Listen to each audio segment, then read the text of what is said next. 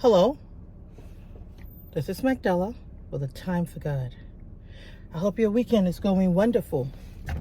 Today I'd like to present something to you that I've been pondering over myself. And that is, the way you perceive something is the way you receive it. The way you see something, you think about it, perceive it, your mind, is the way you receive it. For example, if you saw a situation as a problem, one of two things will happen. One, you will give up and tell yourself it's not possible. This is it. You know what? Whatever's going to happen is going to happen. You cry, you feel bad, you wallow in your sorrow. You think about everything else that could have been and you're sorrowful. Or two, you try to do something to stop this problem. If it's someone, you try to look for ways to get even with them. You want to prove to them that, you know what? Heavens help those who help themselves. I will deal with this issue. When you see a problem, by contrast, as a challenge, those are not the things that you worry about. You start to look at the bigger picture. What if? And if I could overcome this challenge, but why is this challenge thrown my way? What, when you see it as a challenge, a million different things start to go on in your head. And that's what I mean when I say how you perceive a situation is how you receive it. Now, I have always wondered what made a young man like Joseph keep focused, keep steadfast, and I keep looking for the answers. Because today, I've come to understand that most of us, we lack focus for a reason. We lack knowledge. We do not know the facts. We know one side of the situation. We saw someone and another person took advantage of them and they die off. But what happened between the time they were taken advantage of and the time they died? We don't know what happened between there. And we don't have proof. So we speculate. And based off of our speculations, we jump to conclusions. We conclude that God ain't got time for that. God, he's slow. And heavens help those who help themselves. Those are the conclusions we jump to.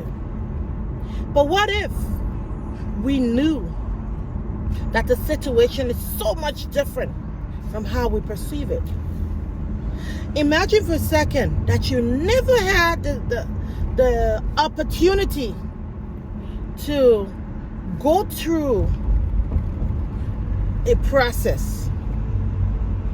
How could you have the experience to handle the situations that come as a result of the process? So, the trials and tribulations we go through, sometimes they are preparing us for where we need to be, where our intended end is. Again, everybody will not reach their full potential. We will all not reach our full purpose in this life. Why? Because one thing, the Bible says, lack of knowledge make God's people perish. Just because you're ignorant don't mean you're excused. The decisions you make influence the outcome. The devil's goal is for you to remain in ignorance. He wants you to believe that there is no way out. And when the enemy is trying so hard, you are at a loss. But stop. and think, if God did not allow Joseph to go through all that he went through, being sold by his own brothers who he loved so dearly, being lied on by his master's wife, landing in prison, learning how to work as hard as he had to work, would he have been qualified, capable, or ready to become the prime minister that he became? Now, the enemy did everything for Joseph's evil, like he always does for yours and mine. But how we perceive it will determine how we'll receive it. Remember, God is not mocked. Whatever a person sows, that he will reap. So be careful for the kind of things you're sowing. Sometimes we'll be playing into the devil's hand. I've done that a lot of times, thinking that I was being smart and no, I got to get even with this person. Now I understand better. God is taking me on a journey. You might be thinking that you're winning, or you went to someone and you told him to tie Magdala. You put a spell.